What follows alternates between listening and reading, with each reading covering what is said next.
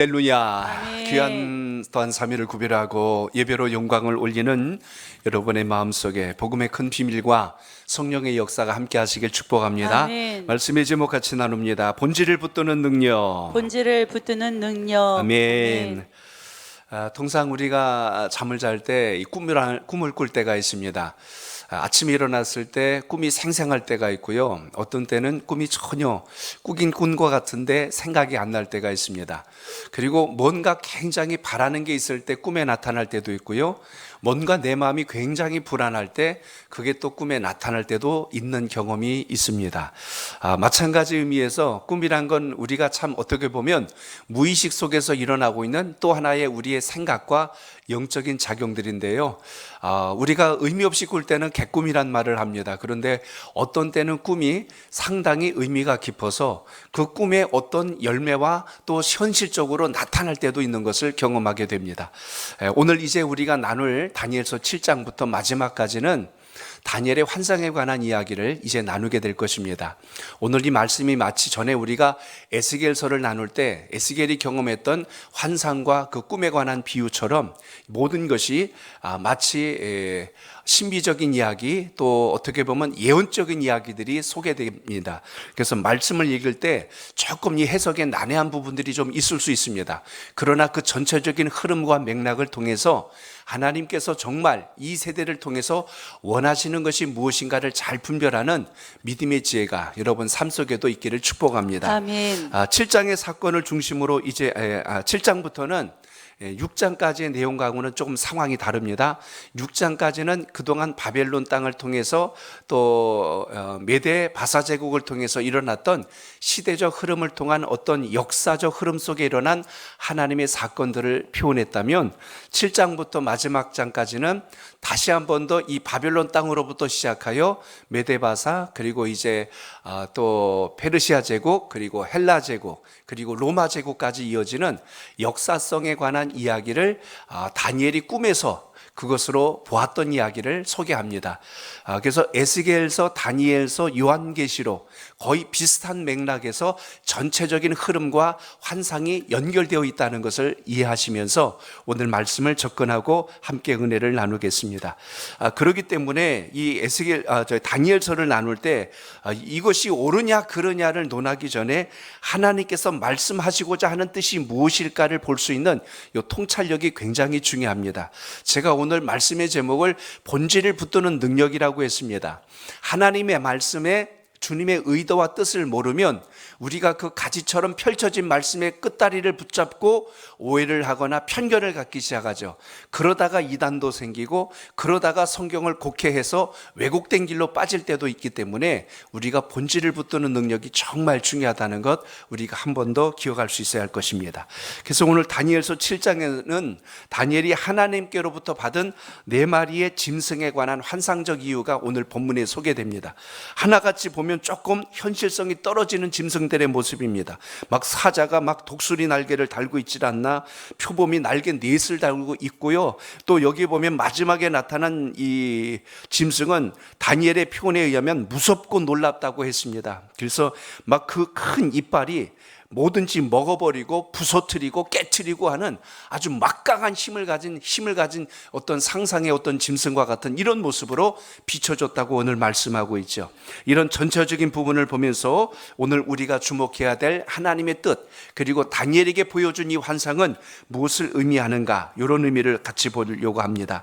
오늘 이 꿈속에서 4마리의 짐승들이 다 바다에서 올라왔다 이렇게 소개합니다. 그런데 서로 물고 뜯고 싸우는 게 아니라 한 마리씩 어떤 특징을 보여주고 있고요. 그리고 이 말씀은 15절부터 다시 한 번 더 그 짐승은 이와 같더라라고 하는 해석적 의미로 접근하고 있는 것을 보게 됩니다.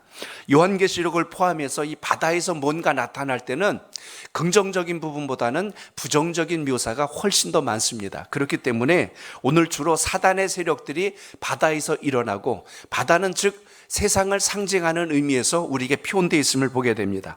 그러니까 그곳에서 어떤 존재들이 나타난다는 거예요?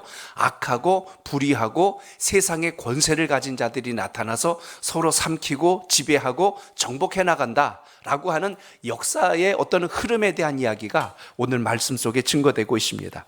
좀 전에 우리가 읽은 바와 같이 첫 번째 짐승은 사자와 같다고 했고요, 두 번째 짐승은 곰과 같다고 했습니다. 세 번째 짐승은 표범이고요, 네 번째 마지막 짐승의 생긴새는 다른 짐승과 달리 무섭고 강해 보이는 어떤 특별한 형태가 분명하진 않지만 모양을 가지고 나타났더라, 이렇게 지금 이야기합니다.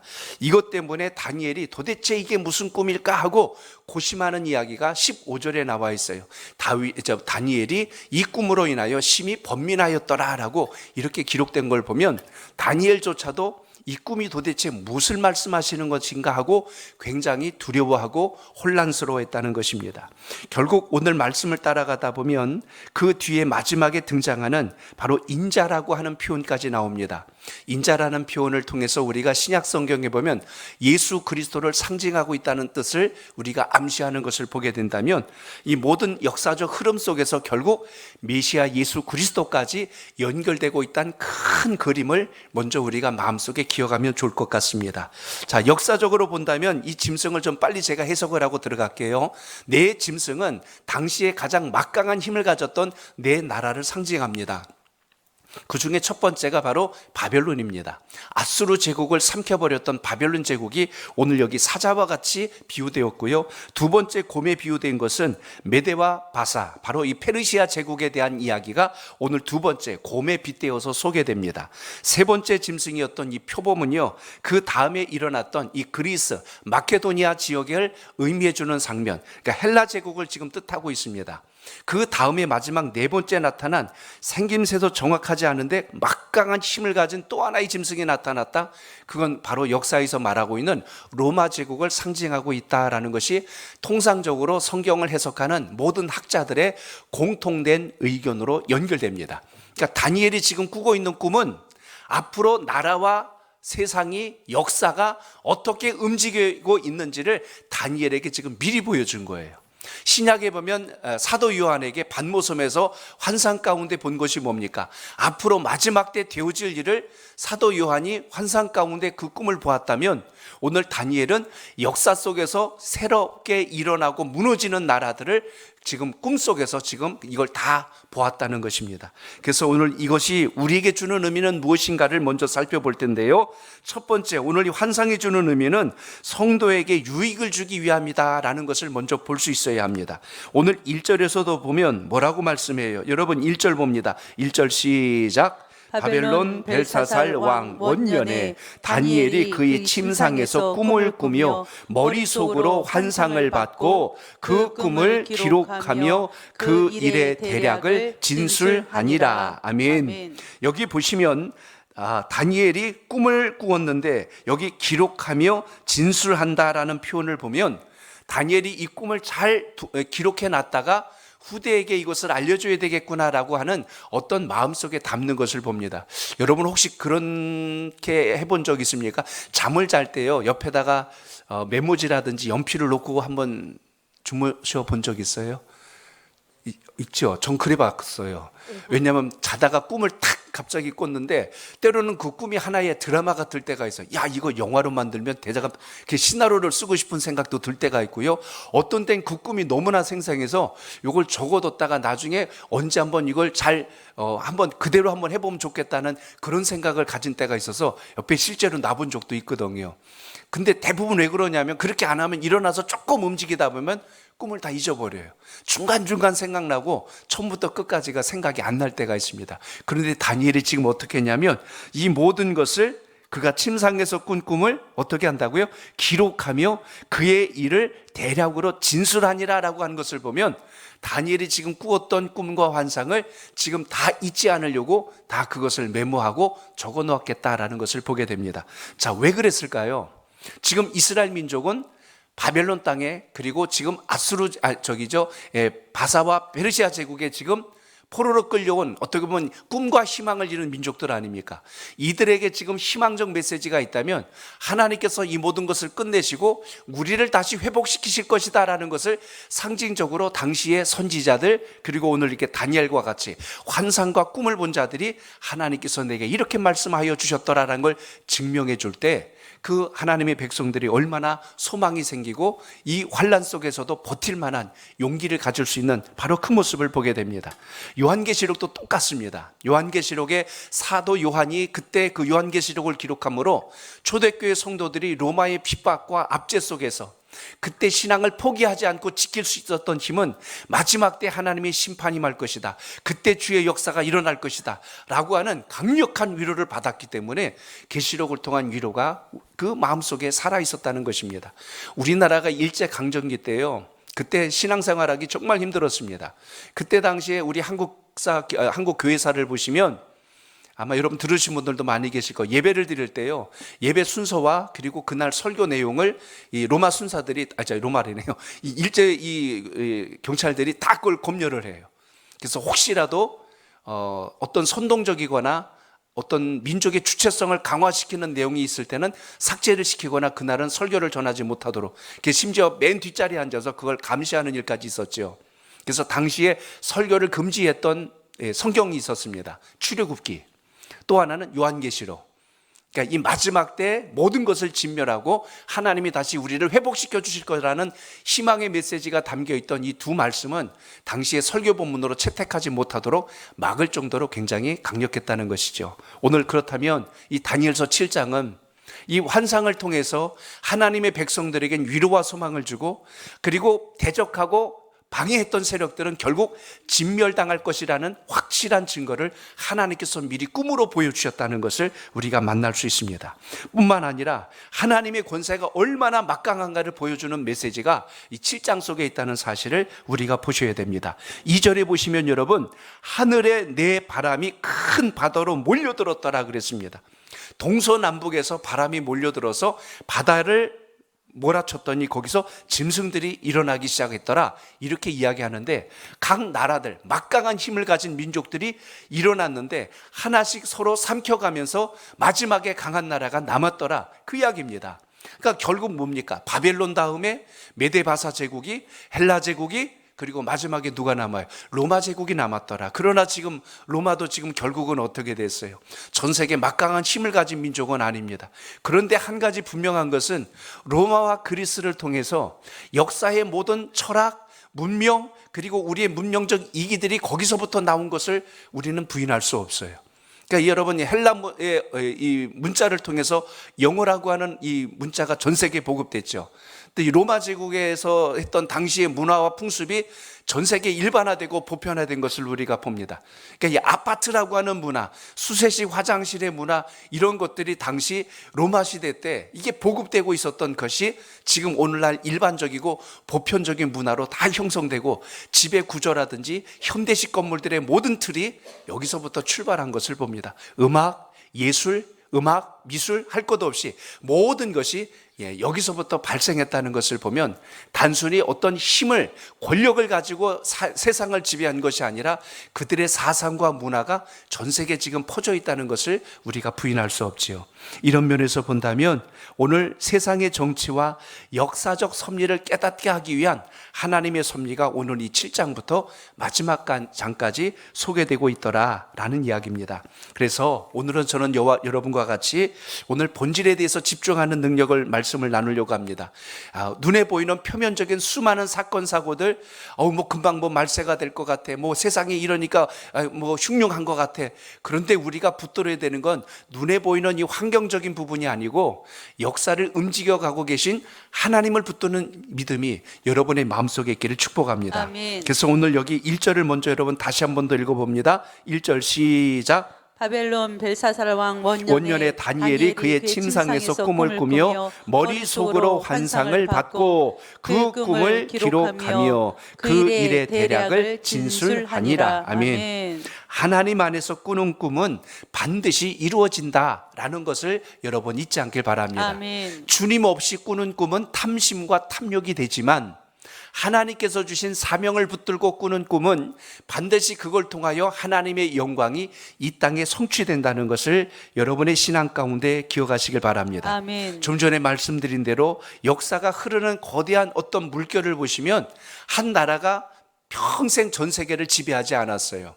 바벨론 제국이 가장 강할 줄 알았지만 메데 바사 제국의 고레스 왕 시대가 왔고요, 헬라 제국의 알렉산더 왕도 왔고요, 로마 제국을 통하여 또한 새로운 세력들이 형성되는 것을 보면 역사는 끊임없이 흘러가고 변했다는 것을 우리가 기억합니다.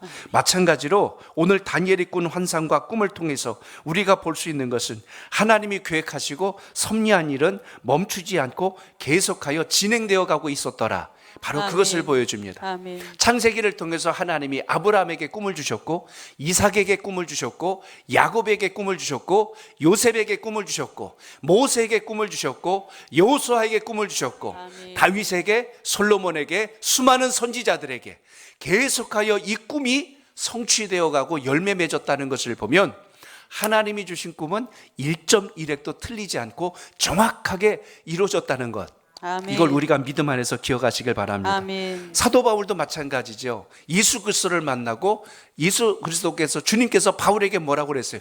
내가 로마에까지 가야 하리라. 이 한마디를 바울이 붙들죠. 그러니까 죽을 고비를 수도 없이 넘겨도 선교하는 걸 포기하지 않는 거예요. 1차, 2차, 3차 세 번에 걸친 사도 바울의 전도 여행은 죽을 고비를 수도 없이 넘겼죠. 정말 매에 맞아 돌에 맞아 죽을 지경까지 처했고, 또 심지어는 그 유라굴로 강풍에 휩싸여 갖고 로마로 압송되던 중에 배가 뒤집어져 가지고 모두 그냥 그 파산돼서 죽을 지경까지 내려갔죠. 그때도 바울이 흔들리지 않을 수 있었던 이유는 하나님께서 주셨던 그 비전입니다. 내가 로마에까지 가야 하리라. 그러니까 중간에 죽을 수 없는 거예요. 그러니까 우리가 인생을 살더라도 당장 눈앞에 일어난 일들 때문에 두려워할 것이 아니라 하나님이 내게 주신 사명을 붙들고 가는 믿음의 지혜가 있기를 축복합니다. 아멘. 오늘 성경 모든 말씀들이 우리에게 그걸 증거해 주고 있다는 것입니다. 심지어 하나님은요, 바로왕의 마음속에도 꿈을 넣어주셔서 하나님의 역사를 알게 하셨고, 느부갓네살 왕에게도 꿈을 꾸게 하셔서 그걸 알게 하신 분이 하나님 아니십니까? 벨사살 왕에게는 벽에 큰 손이 나타나서 글씨를 써가면서 하나님의 능력을 보여주시죠. 이방의 불의한 자들까지도 하나님의 권세와 능력이 얼마나 크다는 사실을 나타내 준 것을 본다면 하나님이 주신 꿈을 우리는 비전이라고 합니다. 이 비전의 성취는 우리의 생각을 뛰어넘어서 하나님의 섭리 속에 있다는 것을 꼭 기억하시고, 아멘. 오늘도 여러분의 기도가 주 안에서 이런 응답으로 열매가 되시길 축복합니다. 아멘. 그리고 또 한 가지, 오늘 3절 말씀을 보십시오. 거기 이런 말씀이 나옵니다. 3절 시작. 큰 짐승 넷이 바다에서 나왔는데 그 모양이 각각 다르더라. 아멘. 하나님을 떠난 자들의 삶을 오늘 말씀해 보니까 짐승으로 빗댄 것을 보게 됩니다. 그런데 오늘 여기 보니까 짐승의 모양이 각각 다르더라라고 오늘 표현하고 있습니다. 결국 오늘 하나님을 떠난 자들의 삶은 여러분 짐승과 다를 바가 없구나라는 것을 우리가 이 대목에서 주목합니다. 왜 굳이 나라들을 짐승에다 빗댔을까요? 그것도 짐승들을 보면 하나같이 사납고 아주 어떻게 보면 맹수와 같은 것들로 다 빗대어서 소개합니다. 사자가 나오죠. 그리고 또 곰이 나옵니다. 표범이 나옵니다. 이것이 다 나라들이 가지고 있는 어떤 막강한 힘이나 권력들을 지금 지칭해 주고 있는데요, 여기 보시면 이런 짐승들이 하나같이 무섭고 두려운 존재들입니다. 이 말씀을 쭉 따라가다 보면 17절에 이 네 큰 짐승은 세상에 일어날 네 왕이니라 라고 이렇게 기록되어 있어요. 그러니까 내 왕이라는 게 꼭 내 나라만 지칭한 게 아니고 이 세상은 큰 힘과 권력을 가진 나라들이 역사와 세상을 움직여갈 것이다라는 이런 뉘앙스를 남기고 있는 것을 봅니다. 지금 전 세계적으로 가장 막강한 힘을 가진 나라를 손꼽는다 그러면 우리는 두말할 것 없이 아메리카 대륙 미국과 지금 중국을 보고 있습니다. 이 아시아의 이 중국을 미국도 어떻게 하지 못하고 미국을 또 중국도 어떻게 하지 못하고 서로가 견제하고 있는 이 어떻게 보면 큰 두 세력을 우리가 보게 되죠. 사실은 전에 러시아가, 그 전에는 소련이라고 하는 나라로 막강한 힘을 가졌지만 이제는 소련이라는 나라는 역사 속에서 사라져 버렸어요. 러시아가 그렇게 강하다고요. 물론 여러분 러시아가 지금 전 세계에서 핵 미사일을 제일 많이 가지고 있는 나라예요. 그런데도 불구하고 러시아가 그렇게 강하게 일어날 수 없던 것은 하나님이 역사의 큰 주도권과 흐름을 지금 옮겨가고 있다는 사실을 주목하게 됩니다. 그러니까 지금 우리가 눈으로 볼 땐 중국과 아메리카 대륙이 제일 강해 보여요. 또 한동안 여러분 일본도 굉장히 강해 보였지만 이제 일본은 많은 부분에서 지금 굉장히 약화돼 가고 있는 것을 우리가 알고 있지 않습니까? 일본의 경제력이 물론 지금 우리나라보단 많이 앞선 건 사실이지만 이제 점차적으로 모든 경제력에 있어서 우리가 일본과 견줄 때 거의 기술적인 면에서는 떨어지지 않고 있는 이런 부분들을 우리가 볼 수가 있습니다. 그러니까 우리가 더 많이 강한 민족으로 세워진다면 역사의 주도권을 움직이는데 큰 힘을 가질 수 있을 것이고요. 역사학자들이 이야기합니다. 앞으로 세계를 움직이는 막강한 힘은 아시아로 넘어올 것이다 그랬습니다. 아시아에 주도적으로 움직일 수 있는 나라는 현재는 지금 중국이 막강한 힘을 가지고 있고, 인구로 따지면 과거에 중국이 제일 많았지만 이제 인도가 전 세계 인구가 제일 많습니다. 그리고 나서 여러분, 우리나라를 세계가 주목하고 있는 이유는 우리나라의 탁월한 기술력, 이게 전 세계 사람들이 정말 혀를 내둘 만큼 너무너무 탁월하고 급성장하고 있다는 이야기입니다. 아까도 잠깐 제 아내랑 차에서 그런 이야기를 나눴어요. 주차기가 요즘 굉장히 힘들잖아요. 근데 우리나라 그 현대 기업에서 차량을, 여러분 요새 전기차 새로 만든 거 아시죠? 주차가 얼마나 쉬운지 아실 겁니다. 그냥 내려서 리모컨 누르면 알아서 들어가기도 하지만 어떻게 바퀴가 여러분 90도로 꺾여갖고 옆으로 들어가잖아요. 야, 요즘 아주 신기하단 말입니다. 앞으로 그냥 좀 바람 빠지는 차도 나왔으면 좋겠어요. 쭉 빼가지고 바람 빼서 주머니에다 넣었다가 나중에 쭉 바람 넣어서 다시 타고 다니면 어떨까, 그 생각도 해보는데요. 기술력이 점점 더 향상돼가고 삶의 질이 점점 더 편리해가는 것을 주목하게 됩니다. 오늘 말씀 보시면 여러분, 이렇게 강해 보이는 나라들이 하나씩 둘씩 점점 더 강한 나라들이 세워져 가고 있다는 것을 오늘 말씀에서 주목하게 됩니다. 이 강한 민족들이 세계를 움직이려고 합니다. 그런데 강한 민족들이 표면적으로 볼 때는 이웃 나라들을 굉장히 위하는 것 같지만 자기 자국의 이익을 위해서라면 물불을 가리지 않고 약한 민족들을 삼키는 일을 서슴지 않고 있다는 것을 우리가 볼 수 있어야 합니다. 겉으로는 정말 친절해 보여요. 신사적인 것 같습니다. 그러나 그 내면 속에는 자국의 어떤 이익이 손해지 않도록 철저한 계획을 세워서 움직여 나가는 걸 우리가 주목할 수 있습니다. 마찬가지로 본다면 오늘 이게 나라도 그렇고 개인도 그렇습니다. 사람들의 마음속에 탐욕이 들어가면 그 욕심 때문에 본질을 희석시키고 모든 것을 무너뜨리는, 마치 여러분 짐승과 똑같이 살아가요. 짐승을 표현할 때 우리가 약육강식이라고 하죠. 약한 것은 강한 것의 먹잇감이 될 수밖에 없는 게 동물의 세계의 현실입니다. 적자생존이란 말도 하죠. 강한 것만이 마지막에 살아남는다는 것입니다. 그런데 이게 전 세계 나라들의 흐름 속에서도 똑같이 지금 영향을 주고 있는 것을 우리가 보게 됩니다. 어려운 나라는 점점 더 어려워지고요, 강한 나라는 더 강해지는 현실 속에 있는 것을 봅니다. 먹을 것이 없어서 굶어 죽는 나라들도 있고, 먹은 게 넘쳐나서 그걸 막 그냥 또 함부로 하는 그런 민족들도 있어요. 하나님이 이 지구상에 사는 모든 민족들이 서로 잘 살 수 있도록 각 나라마다 좋은 어떤 환경과 여건들을 주셨습니다. 그것은 서로 공생하라고 주신 것인데, 이상하게 우리 마음속에 탐욕이 있고 우리 마음속에 어떤 개인 이기적인 어떤 자국 중심적인 모습들이 많기 때문에 서로 적대 관계로 인하여 이 형평성이 자꾸 무너지는 것을 보게 됩니다. 오늘 우리가 이런 부분을 보면서 동물과 사람이 뭐가 다른가? 그래도 하나님이 사람을 영적인 존재, 주님의 존귀한 거룩한 피조물로 지어주었다면 함께 더불어 공생하는 방법을 찾도록 우리에게 주셨는데, 어찌 우리 인생은요 이 동물과 똑같은 모습으로 살아가는가 할 때 심히 안타까울 때가 많습니다. 그렇기 때문에 우리가 이러한 모습들을 보면서 우리의 삶의 자리를 어떻게 회복해야 할 것인가, 오늘 말씀을 통해서 본다면 이 나라들의 모습이 똑같이 동물과 같아요. 난폭한 사자와 같고 포악스러운 곰과 같고 또 날렵한 것 같지만 잔인한 표범과 같고 모든 걸 삼켜버리는 이 로마 제국과 같은 모습으로 역사가 흘러가는 것을 보게 됩니다. 오늘 이런 세상 속에서 우리가 회복할 수 있는 방법과 길이 있다면 하나님이 우리에게 주신 복음의 능력으로 이 세상이 정화되고 바른 자리로 돌아올 수 있도록 우리가 힘써 믿음의 자리를 지키는 은혜가 있길 축복합니다. 아멘. 제가 오늘 말씀의 제목을 본질을 붙드는 능력이라고 했습니다.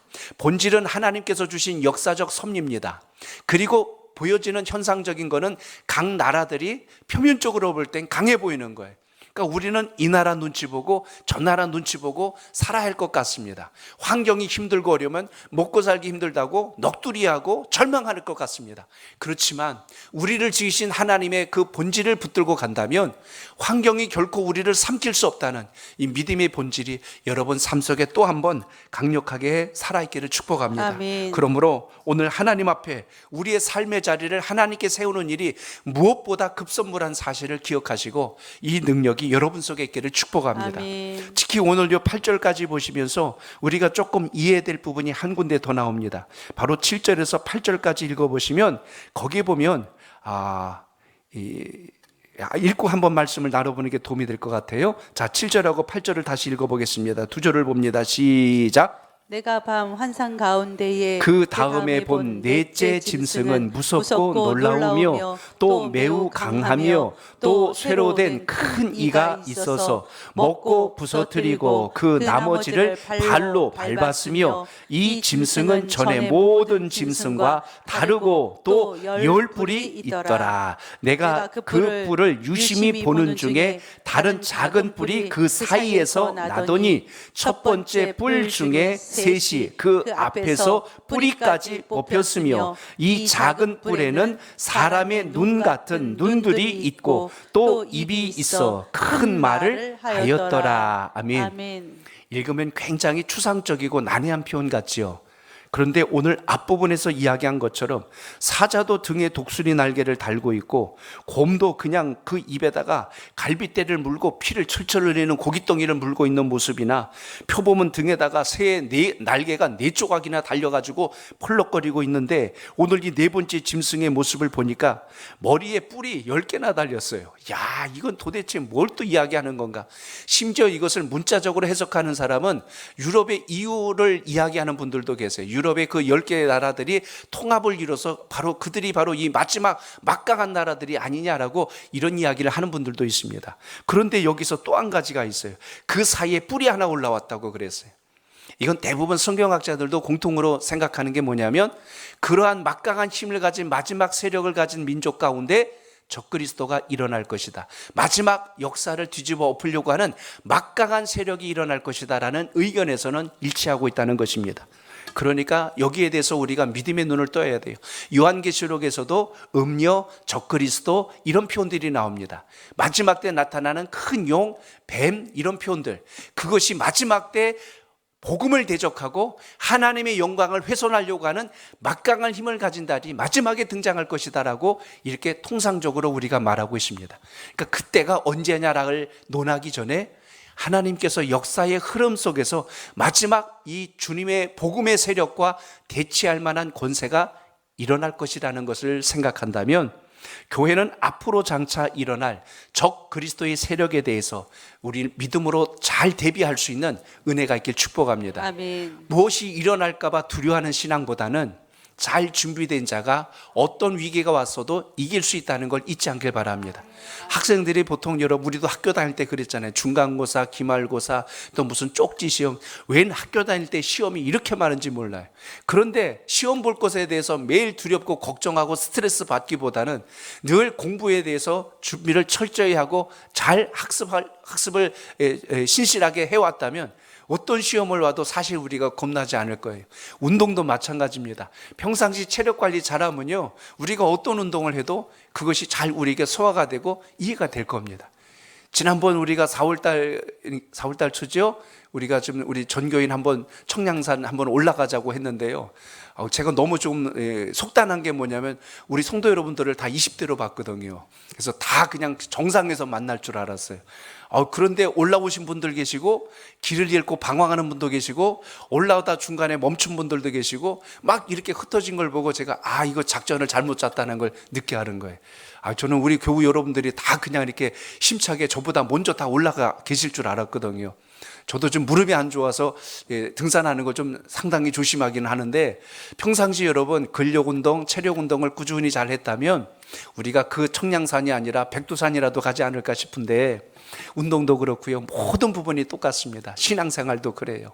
벼락치기 신앙보다는 평상시 이렇게 여러 번 수요 예배도, 금요기도회도, 새벽 예배도, 또 주일 또한 삼부 찬양 예배도, 모든 공적 예배를 신실하게 드려갈 때 여러분의 신앙과 믿음이 어떤 위기가 와도 강건하게 지켜낼 수 있는 역사가 있음을 잊지 않길 바랍니다. 아멘. 하나님 말씀이 우리를 지켜낼 때 영적 근육이 강화돼서 악한 권세가 아무리 대적해도 쓰러지지 않을 수 있다는 것을 잊지 않길 바랍니다. 아멘. 그래서 오늘 본문에 보시면 10뿔이 그 마지막 짐승에게 있는데요, 참 얼마나 생각만 해도 흉측스럽지 않습니까? 뿔이 2개만 달려도 이상한데 10개나 달린 뿔을 가지고 있고, 거기에 뿔이 사이에 나가지고 마지막 모든 것들을 다 영향을 주는 강력한 권세를 가졌다고 오늘 이렇게 말씀하고 있습니다. 이런 모든 내용들을 통합해 본다면 마지막 때가 되면 이런 권세와 힘을 가진 세력이 복음을 대적하고 믿는 자들을 힘들게 하며 박해할 것이라는 것을 여기서 우리에게 암시해 주고 있습니다. 좀 전에 말씀드린 대로 적그리스도가 나타난 것에 대한 두려움보다는 우리가 믿음의 자리에서 주의 영광을 바라보고 견고히 서야 된다는 이 확고한 신앙관을 가지시고 신앙할 수 있길 축복합니다. 아멘. 말씀의 제목으로 다시 돌아갑니다. 본질에 집중하는 능력을 꼭 간직하길 바랍니다. 예수 그리스도 복음, 그 능력 안에 있다면 아무리 환경이 어찌됐든 여건이 우리를 어떻게 하든 그것이 결코 우리를 삼킬 수 없다는 것, 이걸 꼭 기억하시길 바랍니다. 아멘. 세상이 말하는 이 권력은요, 인간의 탐욕이 만들어낸 것입니다. 그래서 권력이 변하여 탐욕이 되는데, 이 탐욕은요, 인간의 옳은 판단을 흐리게 만듭니다. 옳은 결정을 못하게 만들어요. 굉장히 이기적으로 만들죠. 막강한 힘을 가진 민족들이 그들이 탐욕을 갖기 시작하고 자국민의 이익만 생각하면 주변 국가들을 얼마나 힘들게 할 수 있는가를 우리가 알아야 됩니다. 함께 잘 살아야 되는데 공생의 원리를 유지하지 않는 거예요. 가까운 이 동남아시아 지역들에 보면 빈익빈 부익부가 굉장히 강합니다. 그 가이드가 소개하는 이야기를 들어봤더니 부한자들은 자기들의 부를 빼앗기지 않으려고 기득권을 지키기 위해서 약한 사람들을 돌보지 않는 거예요. 그들에게 힘을 주고 그들에게 기회를 주고 그들이 재산을 축적할 수 있는 힘을 주면 나중에 자기들과 견제가 돼가지고 오히려 나중에 더 많은 것을 뺏길 것을 두려워하여서 어려운 사람들은 계속 어렵게 살게 만들어두는 이런 불의한 일들을 저지릅니다. 그러니까 우리가 이 세상에서 다른 사람보다 더 가졌다는 것은 기득권을 가지고 지배하라는 것이 아니라 섬기고 나누고 베풀 줄 아는 이런 덕이 있어야 된다는 것을 우리 신앙 가운데 있길 축복합니다. 아멘. 팀 켈러 목사님이 썼던 책 가운데 정의란 무엇인가라는 책이 있습니다. 이번에 우리 선교팀에서 독서 모임이 있는데 이 책을 가지고 좀 같이 의논을 하면서 책을 토론했습니다. 하나님이 우리에게 말씀하신 진정한 정의는 사회적 약자들을 외면하지 말고 그들을 돌보는 것이 진정한 정의다. 이게 통합적으로 그 책에서 우리에게 던져주고 있는 메시지입니다. 창세기로부터 요한계시록까지 잘 보십시오. 초대교회도 누굴 돌보라고 그랬어요? 약자들을 돌보는 일에 있어서 힘을 다하도록 초대교회가 이루어졌고요. 구약에서는 율법으로 정해준 게 뭡니까? 사회적 약자들을 외면하지 않겠습니다. 고아, 과부, 나그네 이런 어떤 이방인들 그들을 선대하도록. 그래서 이삭을 추수할 때도 어떻게 하라고 그랬어요? 다 걷어들이지 말고 이삭을 내버려 둡니다. 먹을 것이 없는 사람들이 그거 걷어다 먹을 수 있도록. 그리고 나그네를 잘 대접하라. 과부들을 잘 선대하라. 고아들을 잘 돌봐라. 이런 모든 것이 하나님이 우리에게 말씀하신 정의의 본질인데, 이 정의의 본질이 왜곡되고 이것이 탐욕으로 바뀌어버리면 이 모든 인간의 판단을 왜곡시켜버리는 일이 생겨요. 대표적인 예 딱 2가지만 들을게요. 많이 있지만 다윗이 그랬습니다. 다윗이 하나님이 목동이었던 그를 높이 들어서 이스라엘의 왕으로 세워놨더니 나라가 태평성대를 이루고 통일왕국을 이루고 주변 국가들을 평정시켜 나갈 때 다윗의 마음속에 불의한 생각이 들어옵니다. 우리아의 아내 밧세바가 목욕하는 장면을 보고 저 여인을 내 여인으로 만들어야 되겠다는 욕심이 들어와요. 내가 마땅히 권력을 가진 왕이니까 할 수 있다는 생각이 그 속에 들어왔죠. 그러니까 어떻게 합니까? 작전을 짜는 거죠. 남편을 전쟁터에서 죽게 만들고 그 아내를 자기 아내로 만들어버리는 자기의 권력을 가지고 그 불의한 일을 저지릅니다. 나단 선지자가 책망을 하지요. 다윗 당시요. 지금 다윗은 가장 불의한 일을 저질렀습니다. 그래도 감사했던 것은 다윗은 자기의 잘못과 탐욕에 대해서 빨리 인정했습니다. 내가 하나님께 큰 죄를 지었습니다.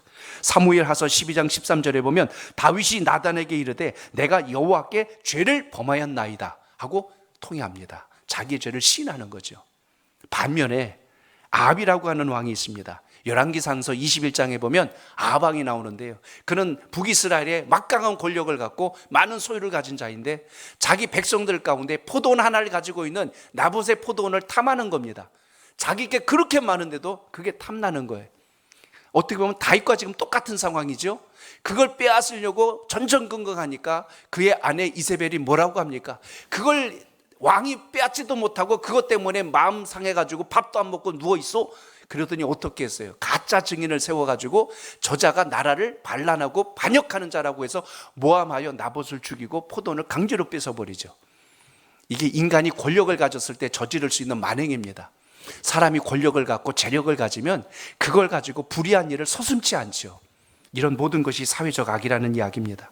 오늘 역사 속으로 본다면 바벨론과 같은 나라, 그리고 메데 바사와 같은 나라, 그리고 헬라 제국과 같고 로마 제국과 같은 이런 막강한 나라들이 힘과 권력을 가지고 전 세계 통일 천하를 이룰 것 같지만 하나님의 손 안에서는 결코 그 민족들이 오래 갈 수 없다는 것을 역사가 보여주지 않았습니까? 가깝게는 여러분, 제가 아까 소련 이야기도 했어요. 이런 민족들도 당시에는 가장 힘 있는 민족이었지만 역사 속에서 사라지는 것을 보게 됩니다. 오늘 다니엘서 7장 26절, 이제 제가 말씀의 마지막 결론을 내리려고 합니다. 7장의 26절을 보십시오. 거기 이렇게 말씀합니다. 우리 같이 읽습니다. 26절 시작. 그러나 심판이 시작되면 그는 권세를 빼앗기고 끝까지 완전히 멸망할 것이요. 아멘. 아멘. 마지막까지 멸망당한다고 말씀하고 있습니다. 무너지지 않을 것 같은 이런 나라들이 하나님의 심판이 시작되면 다 무너지고 망한다고 기록하고 있습니다. 오늘 우리가 이 세상을 바라보면서 지금 당장 강해 보이는 민족도 하나님께서 손대시면 결코 오래 갈 수 없다는 것을 우리가 명확하게 알아야 됩니다. 아멘. 마태복음 10장 28절 보십시오. 거기 이런 말씀이 나와요. 같이 봅니다. 마태복음 시작. 몸은 죽여도 영혼은 능히 죽이지 못하는 자들을 두려워하지 말고 오직 몸과 영혼을 능히 지옥에 멸하실 수 있는 이를 두려워하라. 아멘. 무엇을 우리가 두려워하며 살아야 되는가를 알아야 된다는 거예요. 민족이 세상의 권세가, 세상의 모든 어떤 권력들이 두려운 것이 아니고 하나님을 두려워할 줄 아는 삶, 이게 우리가 본질을 붙드는 참된 능력이라는 것을 오늘 기억하시길 바랍니다. 아멘. 그래서 다니엘서 우리가 아까 읽진 않았지만 7장 17절로 18절에 보면 거기 이런 말씀이 있어요. 제가 읽겠습니다. 그 내 큰 짐승은 세상에 일어날 내 왕이라. 지극히 높으신 이의 성도들이 나라를 얻으리니 그 누림이 영원하고 영원하리라. 자, 이 말씀 이해되시겠어요? 내 큰 짐승이 세상에 일어날 왕과 나라들이라고 했는데 지극히 높으신 이가 성도들이 나라를 얻게 하시겠대요. 누굴 이야기하는 겁니까? 그들이 아무리 강하고 큰 민족이라 할지라도 하나님께서 택한 백성들을 들어서 마지막 때 다시 막강한 주님의 나라를 세우게 될 것이다. 이걸 지금 예언하는 말씀이 이 다니엘서에 기록되어 있다는 것입니다. 그러니까 여기 나타났던 뭐 사자, 곰, 뭐 이 표본 보고서 어유가 아니고요. 바로 이 17절과 18절 같은 말씀을 우리가 기억할 수 있어야 합니다. 거기다 밑줄 치세요. 그 부분을 놓치면 안 된다는 겁니다. 지극히 높으신 이의 성도들이 나라를 얻으리니, 이렇게 해서 하나님이 그 누림을 영원하고, 다른 민족들은 없어지지만 하나님의 나라는 영원하리라. 아멘. 무너지지 않는 하나님의 나라를 세우시겠다는 것입니다. 아멘. 이스라엘 민족을 진멸시키려고 헬라 제국 때 있었던 한 에피소드만 전합니다. 당시 통치자가 누구냐면 안티오쿠스 4세였어요. 전에 한번 제가 이 이야기를 드린 적이 있을 겁니다. 유대교를 말살할 정책을 세웠어요. 어떻게 세웠냐면 안식일을 지키지 못하게 했고요, 예루살렘 거리를 돼지피로 발라버렸어요. 돼지는 부정한 짐승이기 때문에 그 피를 손대면 그 사람이 부정한 자가 됩니다. 그러니까 길에다 돼지피를 뿌려놓고 심지어 예루살렘 성전 안에까지 돼지를 갖다 놓고 막 이렇게 아주 모욕을 한 거죠. 심지어 돼지고기 먹으라고까지 명령을 내렸습니다. 그리고 예루살렘 성 안에다가 제우스 신상을 세워놓은 거예요. 우상을 갖다 세워놓은 겁니다. 아주 유대인들을 아주 심각하게 핍박한 거죠. 당시에 그 핍박은 이루 말할 수 없는 학살을 저질렀고 만행을 저질렀던 역사적 문헌들이 요세푸스가 썼던 역사 기록에 남아 있습니다. 그런데 그 안티오쿠스 4세가 어떻게 죽었냐면 그가 나중에 질병에 걸립니다. 전염병에 걸렸고 그의 가족들도 나중에 다 몰살당하죠. 막강한 힘을 가진 것 같은 인생도 결국에 가서는 병들어 죽고 다 그 집안도 진멸당했다는 것을 역사가 보여줍니다. 그랬던 그 헬라 제국은 나중에 어디에 의해서요? 로마 제국에 의해서 망해버렸고 로마는 지금 역사에서 막강한 힘을 가진 나라가 아니라는 것을 이미 증명해주고 있지 않습니까? 결국 모든 민족들이 흥망성쇠가 있었다고 하지만 하나님의 나라는 그렇지 않다는 거예요.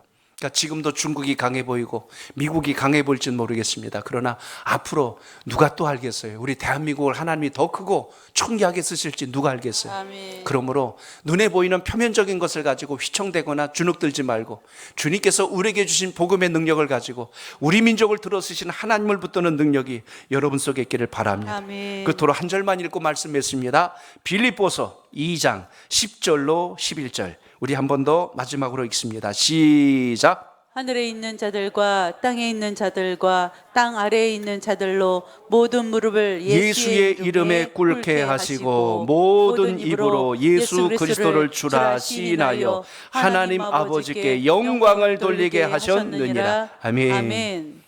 교회를 생각하시면 답이 나옵니다. 교회사의 역사를 보면 수많은 핍박과 그리고 수많은 순교자들 또한 수많은 믿음의 선진들의 어떤 고통의 역사들을 우린 기억합니다.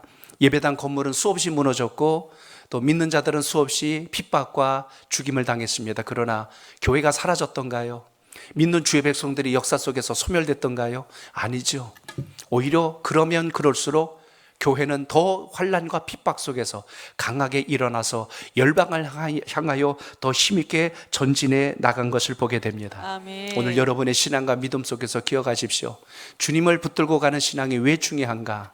다니엘이 이 수많은 어려움과 위기 속에서 지켜낼 수 있었던 것은 그가 총리였기 때문이 아니라 하나님을 의지한 주님의 사람이었다는 것을 잊지 마십시오. 아멘. 오늘도 그 믿음을 가지고 이 세대를 살아가는 우리 모두가 되셔서 본질을 부여잡고 하나님께서 우리에게 주신 능력 잃지 말고 우리 교회 주신 사명을 붙들어서 힘있게 쓰임받는 우리 모두가 되시기를 축복합니다. 아멘.